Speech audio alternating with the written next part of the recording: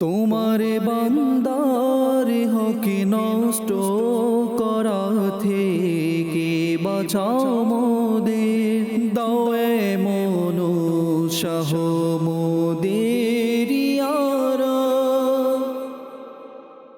আলহামদুলিল্লাহি রাব্বিল আলামিন ওয়াসসালাতু ওয়াসসালামু আলা সাইয়্যিদিল আমবিয়াই ওয়াল মুরসালিন, আম্মা বা'দু ফাআউযু বিল্লাহি মিনাশ শাইতানির রাজীম। বিসমিল্লাহির রহমানির রহিম। আসসালাতু ওয়াসসালামু আলাইকা ইয়া রাসূলুল্লাহ ওয়া আলা আলিকা ওয়া আসহাবিকা ইয়া হাবিবাল্লাহ। আসসালাতু ওয়াসসালামু আলাইকা ইয়া নবিয়াল্লাহ ওয়া আলা আলিকা ওয়া আসহাবিকা ইয়া নূরাল্লাহ। মাদানী চ্যানেলের দর্শকবৃন্দ, উপস্থিত হয়েছে রমজানুল মুবারকের নাজাতের দশকে মাদানী চ্যানেলের জনপ্রিয় অনুষ্ঠান নিয়ে, যার নাম হচ্ছে ইয়া আইয়ুহান নাস, হে লোকেরা। দেশে প্রবাসে যেখান থেকে আমাদের এই অনুষ্ঠান দেখছেন, আপনাদের সবাইকে জানাই আন্তরিক শুভেচ্ছা, স্বাগতম, খুশ আমদেদ। প্রিয় দর্শক, অনুষ্ঠানের প্রত্যেকটি পর্বে আমরা মহান আল্লাহ পাক জাল্লা ওয়া আলার পবিত্র কালামুল্লাহ হতে ওই সকল আয়াত, তার তর্জমা, তার ব্যাখ্যা, তার শিক্ষা গ্রহণ করে থাকি যেই আয়াতে করিমায় মহান আল্লাহ পাক সম্বোধন করেছেন সমগ্র মানব জাতিকে। ইনশাআল্লাহুল করিম আজও আমরা সেই আয়াতগুলোর মধ্যে একটি আয়াতের ব্যাখ্যা আমরা শ্রবণ করব।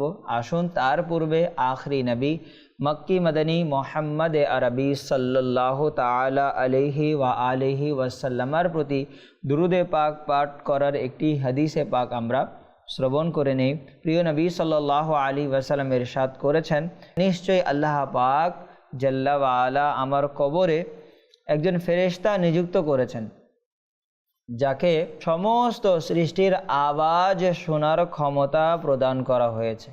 সুবহানাল্লাহ। বাস কিয়ামত পর্যন্ত যে ব্যক্তি আমার প্রতি দুরুদে পাক পাঠ করবে, তখন ওই ফেরেশতা আমার নিকট তার এবং তার পিতার নাম সহ উপস্থাপন করবে যে অমুকের ছেলে অমুক আপনার প্রতি দুরুদে পাক পাঠ করেছে।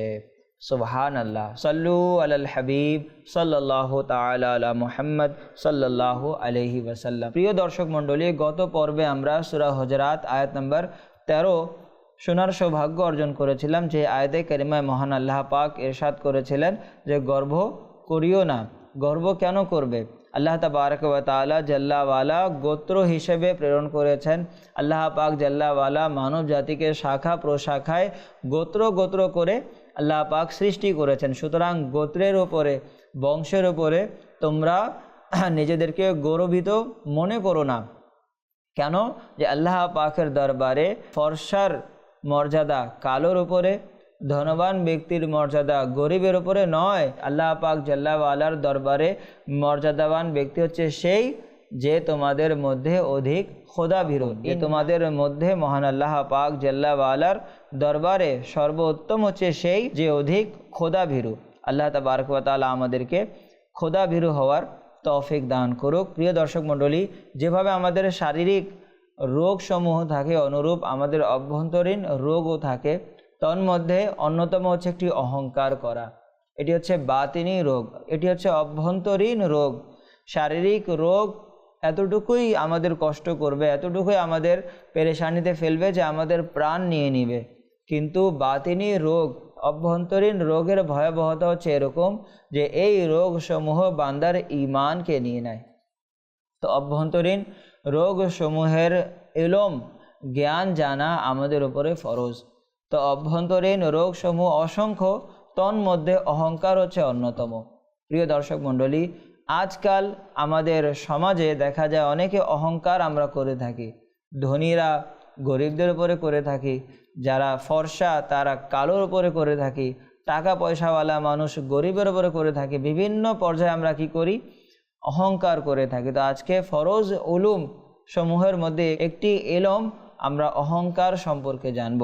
হযরতে ওয়াহাব বিন মুনাব্বি রাহমাতুল্লাহি তাআলা বলেন, এক বাদশাহ কোথাও যাওয়ার জন্য বাহন প্রস্তুত করলো। সে পরিধান করার পোশাক আনালো, কিন্তু তা তার পছন্দ হলো না। আরেকটি পোশাক আনা হলো, তাও পছন্দ হলো না। অনুরূপভাবে সে বাহন আনলো, তাও পছন্দ হলো না। এমনকি তার নিকট বিভিন্ন বাহন আনা হলো।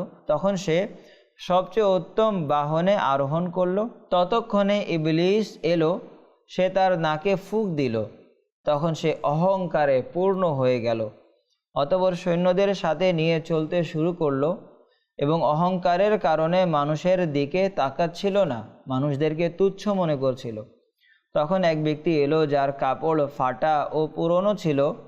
সে সালাম করলে বাদশাহ উত্তর দিল না।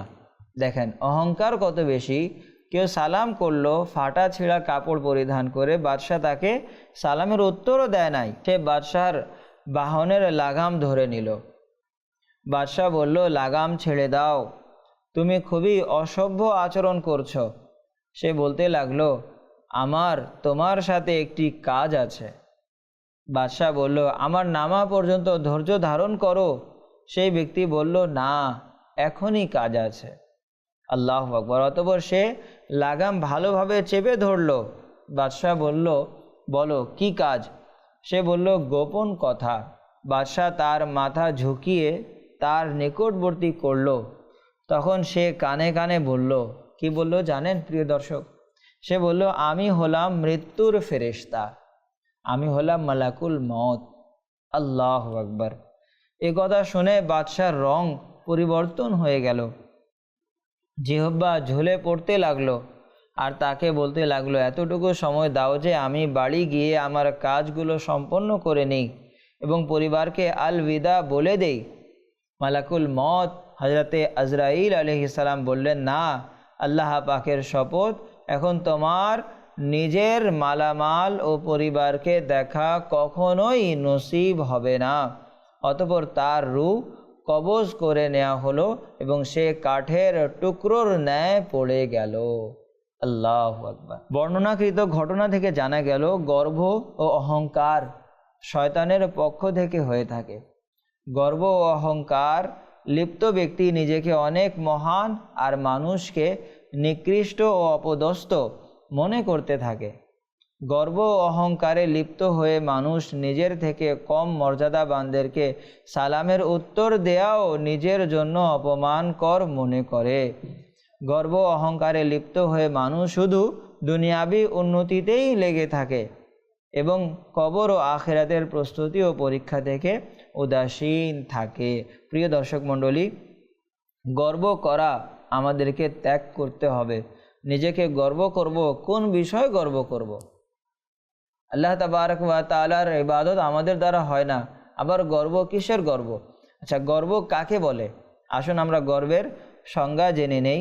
রাসূল করিম রউফুর রহিম সাল্লাল্লাহু তাআলা আলাইহি ওয়া আলিহি ওয়াসাল্লাম ইরশাদ করেন, অহংকার হলো সত্যের বিরোধিতা এবং মানুষকে নিকৃষ্ট মনে করার নাম। এটা হচ্ছে কি?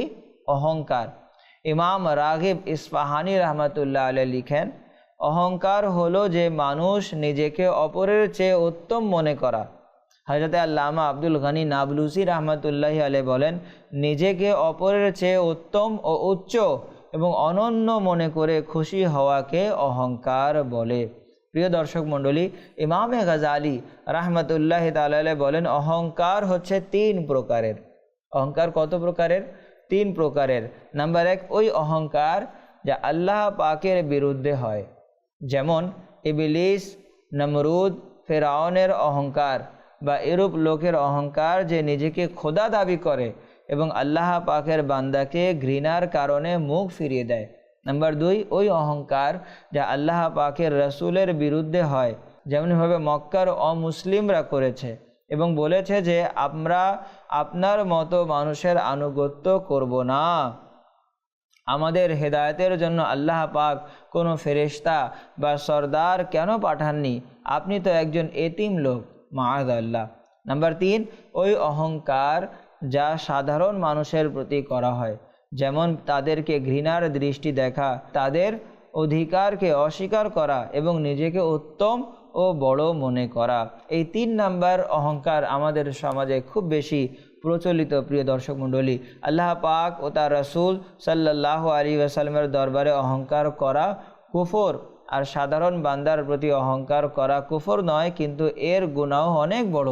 আল্লাহ পাক জাল্লা ওয়ালা অহংকারের আপদ এবং তার ধ্বংসলীলা থেকে আমাদের সবাইকে হেফাজত করুক, আমিন। প্রিয় দর্শক মণ্ডলী, যে অহংকার করে আল্লাহ পাক জাল্লা ওয়ালা তাকে পছন্দ করেন না। আল্লাহ পাক জাল্লা ওয়ালা পবিত্র কোরআনে মাজিদে ইরশাদ করেন, ইন্নাহু লা ইউহিব্বুল মুস্তাকবিরিন, নিশ্চয়ই মহান আল্লাহ অহংকারকারীদেরকে পছন্দ করেন না। আর যখন আল্লাহ পাক জাল্লা ওয়ালা হযরতে আদম আলাইহিসসালাতু ওয়াসসালামকে সৃষ্টি করলেন, আদম আলাইহিসসালাতু ওয়াসসালামকে সৃষ্টি করার পরে সকল ফেরেশতাদেরকে আল্লাহ পাক আদেশ দিয়েছিলেন যে তোমরা সবাই আদমকে সিজদা করবে। প্রিয় দর্শক, সকল ফেরেশতাগণ আদম আলাইহিসসালাতু ওয়াসসালামকে সিজদা করলো, কিন্তু এক ইবলিস শয়তান ছিল, যে শয়তান হযরতে আদম আলাইহিসসালাতু ওয়াসসালামকে সিজদা করেনি। কেন করেনি?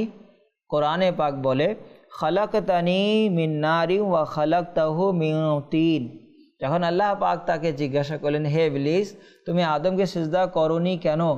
তখন ইবলিস শয়তান বলে, খালাকতানি, আমাকে সৃষ্টি করা হয়েছে, মিন নারিউ, আগুন থেকে, ও খালাকতাহু মিন তিন, আর আদমকে মাটি দ্বারা সৃষ্টি করা হয়েছে। তার বলার উদ্দেশ্য ছিল যে আমি তো আগুন দ্বারা তৈরি, আমার সম্মান, আমার মর্যাদা বেশি, আমি কিভাবে আদমকে সিজদা করব? মাআযাল্লাহ, সে অহংকার করলো। প্রিয় দর্শক, অহংকারের কুফল হিসেবে সে কি পেল? অহংকারের কুফল কিভাবে প্রকাশিত হলো দেখুন। সে মুআল্লিমুল মালাকুত ছিল, ইবলিস শয়তান সকল ফেরেশতাদের শিক্ষক ছিল, কিন্তু অহংকার করার কুফল, অহংকার করার কারণে তার এই মর্যাদাটা শেষ হয়ে গেল। আল্লাহ পাক জাল্লা ওয়ালা তাকে অভিশাপ করলেন এবং তাকে জান্নাত থেকে বের করে দিলেন। এখন তার চিরস্থায়ী ঠিকানা হবে জাহান্নাম। সে নিজেও জাহান্নামে যাবে এবং লোকদেরকে বিভিন্ন গুনাহে পাপাচারে লিপ্ত করে তাদেরকেও চেষ্টা করবে নিজের সাথে জাহান্নামে নিয়ে যাওয়ার। সুতরাং এই অহংকার করেছিল শয়তান। দেখুন, এই অহংকার করেছিল শয়তান। তো মুআল্লিমুল মালাকুত হওয়ার পরে আল্লাহ পাক জাল্লা ওয়ালা তাকে অভিশাপ করলেন, তাকে জান্নাত থেকে বের করে দিলেন। প্রিয় দর্শক, আমাদেরও উচিত অহংকার না করা, আমাদেরও উচিত অহংকারকে ত্যাগ করে দেওয়া। কিসের অহংকার, কিসের ধনদৌলত, কিসের টাকা পয়সা, কোন জিনিসের উপরে আমরা অহংকার করব? অহংকারে ক্ষতি আর ক্ষতি, অহংকারে কোনো উপকারিতা নেই। যে বান্দারা অহংকার করে থাকে আল্লাহ পাক জাল্লা ওয়ালা তাকে ধ্বংস করে দেন। প্রিয় দর্শক, অহংকার আমরা করব না, তো আমরা কি গ্রহণ করব? আমরা বিনম্র হব। যেই বান্দা বিনয়ী হয়, যেই বান্দা নম্রতা ভাব নিজের মাঝে স্থাপন করে, আল্লাহ পাক জাল্লা ওয়ালা তার মর্যাদা বাড়িয়ে দেন। আমরা অহংকারকে ত্যাগ করব, আমরা বিনয়ী হব। আল্লাহ পাকের নবী সাল্লাল্লাহু আলাইহি ওয়াসাল্লাম ইরশাদ করেন, মান তাওয়াদা লিল্লাহি রাফাআহুল্লাহ। যেই বান্দা আল্লাহ পাকের জন্য বিনয়ী হয়, নম্রতা হয়, যেই বান্দা আল্লাহ পাকের জন্য বিনয়ী হয়, রাফাআহুল্লাহ, আল্লাহ পাক তাকে সুউচ্চ মাকাম ও মর্যাদা দান করেন। সুবহানাল্লাহ, সুবহানাল্লাহ।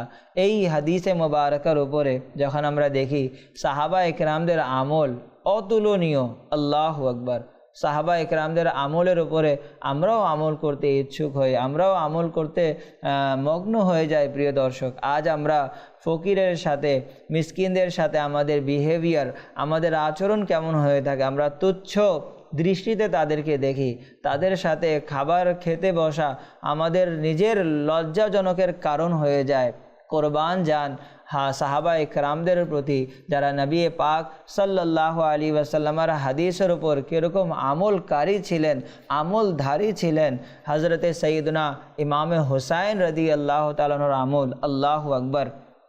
একবার রসুলের নাতি সৈয়দনা ইমামে হুসাইন রাদিয়াল্লাহু তাআলা আনহু কয়েকজন মিসকিনদের পাশ দিয়ে যাচ্ছিলেন। মিসকিন কাকে বলে প্রিয় দর্শক? যার কাছে একদিনের খাবারের টাকা নেই, থাকার স্থান নেই, তাদেরকে মিসকিন বলে, অর্থাৎ সমাজে সবচাইতে গরিব। তো ইমামে হুসাইন রাদিয়াল্লাহু তাআলা আনহু মিসকিনের পাশ দিয়ে যাচ্ছিলেন। তারা কিছু খাচ্ছিল। তারা হযরত ইমামে হুসাইন রাদিয়াল্লাহু আনহুকে দেখে বললেন, হে আবু আব্দুল্লাহ, আপনিও আমাদের সাথে খাবার খান। সেই মিসকিনেরা ইমাম হুসাইনকে খাবারের দাওয়াত দিল। নওয়াসায় রসুল, সৈয়দ জাদা, আলে রসুল, এনার সমমর্যাদা কারা? কেউ নেই। এনাদের মর্যাদা তো সবচেয়েতে ঊর্ধ্বে। কিন্তু কোরবান যান এনাদের বিনয়ী কেমন ছিল প্রিয় দর্শক মণ্ডলী। ইমাম হুসাইন রাদিয়াল্লাহু তাআলা আনহু তার বাহন থেকে নেমে তাদের সাথে বসে গেলেন এবং 14তম পারা সূরা নাহলের 23 নং আয়াতে কারিমা তিলাওয়াত করলেন, ইন্নাহু লা ইউহিব্বুল মুস্তাকবিরিন, নিশ্চয় মহান আল্লাহ অহংকারীদের পছন্দ করেন না। অতঃপর তাদের সাথে খাবার খাওয়া শুরু করলেন। যখন খাবার খাওয়া শেষ হলো তখন সেই মিসকিনদের বললেন, আমি তোমাদের দাওয়াত গ্রহণ করলাম, তাই এবার তোমরা আমার দাওয়াত কবুল করো। অতএব সেই সকল মিসকিন ইমাম হুসাইন রাদিয়াল্লাহু আনহুর সাথে তারা পবিত্র ঘরে গেলেন। হযরত ইমাম হুসাইন রাদিয়াল্লাহু আনহু তাদের খাবার খাওয়ালেন, পান করালেন এবং তাদেরকে কিছু দান করলেন। অতঃপর সবাই সেখান থেকে চলে গেল। আল্লাহু আকবার, আল্লাহু আকবার। প্রিয় দর্শক, এটা হচ্ছে বিনয়ী হওয়া আল্লাহ পাকের জন্য। ইমাম হুসাইন তাদের সাথে খাবার খেলেন, তাদের মন খুশি করলেন এবং খাবার খাওয়ার পরে তাদেরকেও নিজের বাড়িতে নিয়ে গিয়ে আলিশান খাবার খাওয়ালেন, পানাহার করালেন, হাদিয়া টাকা পয়সা তাদেরকে দিয়ে সদকা খায়রাত করলেন, তাদের মন খুশি করলেন। সেই জন্যে তো আজও ইমাম হুসাইন, সাহাবা একরাম, আহলে বাইতের ভালোবাসা, আউলিয়া কেরামের ভালোবাসা আমাদের দিলে বিদ্যমান। যখনই আমরা নাম নেই ইমাম হুসাইন, মুখ দ্বারা বের হয় রাদিয়াল্লাহু তাআলা আনহু। যখনই আমরা নাম নেই ইমামে গজালি, মুখ থেকে বের হয় রাদিয়াল্লাহু আনহু। যখনই আমরা নাম নেই শেখ আব্দুল কাদের জিলানি, আমাদের মুখ থেকে বের হয় রাদিয়াল্লাহু আনহু। যখনই আমরা নাম নেই শাহজালাল, শাহপরান, আমাদের মুখ থেকে বের হয় রাহমাতুল্লাহি তাআলা আলাইহি। আল্লাহ তাবারক ওয়া তাআলা আমাদেরকেও বিনয়ী হওয়ার তৌফিক দান করুক, আমিন। প্রিয় দর্শক, সময় হয়েছে আমাদের অনুষ্ঠানে একটি সেগমেন্ট অন্তর্ভুক্ত করা, যার নাম হচ্ছে কাসাসুল কোরআন।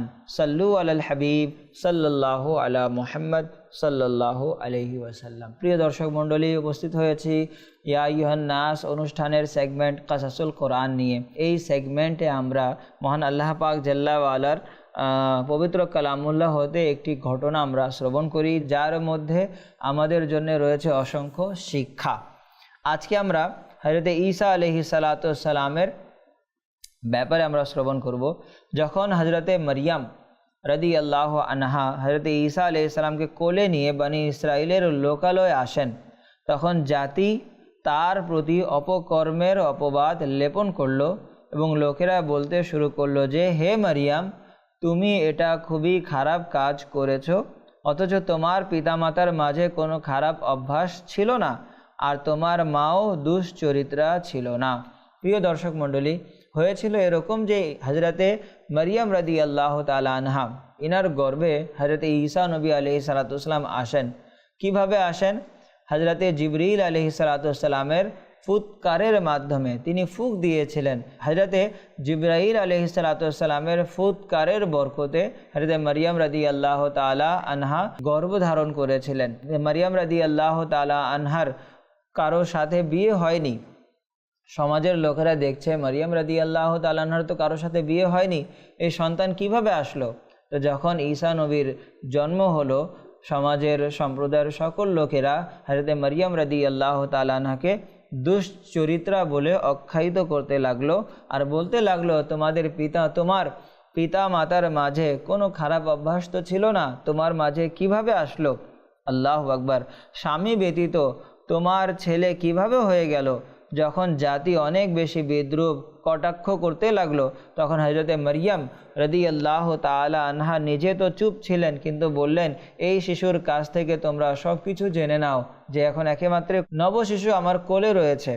তখন লোকেরা বলল, আমরা এই শিশুর সাথে কিভাবে কথা বলবো? এ কি কথা বলতে পারবে? সে তো এখনও শিশু, যাকে লালন পালন করে বড় করতে হবে। জাতির এই কথা শুনে হযরতে ঈসা আলাইহিস সালাতু ওয়াস সালাম বয়ান শুরু করে দিলেন, যার উল্লেখ কোরআনুল করিমে এভাবে ইরশাদ করা হয়েছে। হযরতে ঈসা নবী বলেন, কালা ইন্নী আব্দুল্লাহ আতানিয়াল কিতাবা ওয়াজআলানি নাবিয়্যা ওয়াজআলানি মুবারাকান আইনা মা কুনতু ওয়া আউসানি বিসসালাতি ওয়াজ যাকাতি মা দুমতু হাইয়া ওয়া বাররাম বিওয়ালিদাতি ওয়া লাম ইয়াজআলনি জাব্বারান শাকিয়্যা ওয়াসসালামু আলাইয়া ইয়াওমা ওয়ালিদতু ওয়া ইয়াওমা আমুতু ওয়া ইয়াওমা উবআসু হাইয়া। প্রিয় দর্শক মণ্ডলী, পারা 16 সূরা মারিয়াম আয়াত নাম্বার 30 হতে 33 পর্যন্ত হযরতে ঈসা নবী ওই সম্প্রদায়ের লোকদের সাথে কথা বললেন। তিনি বললেন, শিশুটি বলল, ইন্নী আব্দুল্লাহ, আমি আল্লাহর বান্দা। তিনি আমাকে কিতাব দিয়েছেন এবং আমাকে অদৃশ্যের সংবাদদাতা নবী করেছেন, আর তিনি আমাকে বরকতময় করেছেন আমি যেখানেই থাকি না কেন, এবং আমাকে নামাজ ও যাকাতের তাগিদ দিয়েছেন যতদিন আমি জীবিত থাকি, আর আমার মায়ের সাথে সৎ ব্যবহারকারী, এবং আমাকে উদ্ধত ও হতভাগ্য করেননি। ও তাই শান্তি আমার প্রতি যেদিন আমি জন্ম লাভ করেছি এবং যেদিন আমার মৃত্যু হবে আর যেদিন জীবিত অবস্থায় আবার উঠানো হবে। প্রিয় দর্শক মণ্ডলী, এই ঘটনায় আমাদের জন্য কি শিক্ষা, কি উপদেশ রয়েছে শুনুন। এটি ঈসা নবীর মজেজা যে জন্মগ্রহণ করতেই স্পষ্ট ভাষায় এমন বিস্তারিত বয়ান করলেন। আল্লাহু আকবার। এই বয়ানে সর্বপ্রথম তিনি নিজেকে খোদার বান্দা বললেন, যাতে কেউ তাকে খোদা বা খোদার সন্তান না বলে, কেননা ভবিষ্যতে লোকেরা তার প্রতি অপবাদ প্রদান করবে, আর এই অপবাদ আল্লাহ পাকের ওপরেই লাগতো। তাই তার রিসালাতের পদবীর এটাই দাবি ছিল যে নিজের মায়ের ওপর লাগানো অপবাদকে প্রসার হওয়ার পূর্বেই প্রতিরোধ করা, যা আল্লাহ পাকের ওপরেই লাগানো হতো। আল্লাহু আকবার। সত্য হলো আল্লাহ পাক যাকে নবুয়তের মর্যাদা দান করে থাকেন, নিশ্চয়ই তার জন্ম খুবই পবিত্র পরিচ্ছন্ন হয়ে থাকে। শিশুকাল থেকে তার নবুয়তের উচ্চ প্রকাশ প্রভাব পেতে থাকে। সুবহানাল্লাহ। প্রিয় দর্শক মণ্ডলী, হযরত ঈসা আলাইহিস সালামের উল্লেখিত বয়ান থেকে জানতে পারলাম যে নামাজ, যাকাত ও পিতামাতার সাথে সদাচরণ করা এমন একটি দায়িত্ব যা হযরত ঈসা আলাইহিস সালামের শরিয়াতেও ফরজ ছিল। আলহামদুলিল্লাহ, আমাদের শরিয়াতেও নামাজ ফরজ, যাকাত ফরজ, পিতামাতার সাথে সৎ ব্যবহার করা আমাদের উপর ফরজ। আল্লাহ তাবারক ওয়া তাআলা এই যে কাজগুলো, যাকাত কত গুরুত্বপূর্ণ, নামাজ কত গুরুত্বপূর্ণ, পিতামাতার সাথে সৎ ব্যবহার করা, পিতামাতার খেয়াল করা, পিতামাতাকে দেখাশোনা করা ফরজ করেছেন এই উম্মতে মুহাম্মাদিতে নয়, আগে থেকেই আল্লাহ পাক জাল্লাওয়ালা এই হুকুম আহকাম ফরজ করেছেন। কেন? এটার গুরুত্ব অনেক বেশি। আল্লাহ পাক এই হুকুম আহকামের গুরুত্ব আমাদেরকে বোঝার এবং তার নিয়ম মোতাবেক হুকুম অনুযায়ী আমাদেরকে আমল করার তৌফিক দান করুক। আমিন। বিজায় খাতামিন নবিয়িন সাল্লাল্লাহু আলাইহি ওয়াসাল্লাম। মদনী চ্যানেল দেখতে থাকুন। সল্লু আলাল হাবিব সাল্লাল্লাহু তাআলা আলা মুহাম্মদ সাল্লাল্লাহু আলাইহি ওয়াসাল্লাম। তোমারে বান্দার হকি নষ্ট করা থেকে বাঁচাও মোদের, দাও এমন উৎসাহ মোদের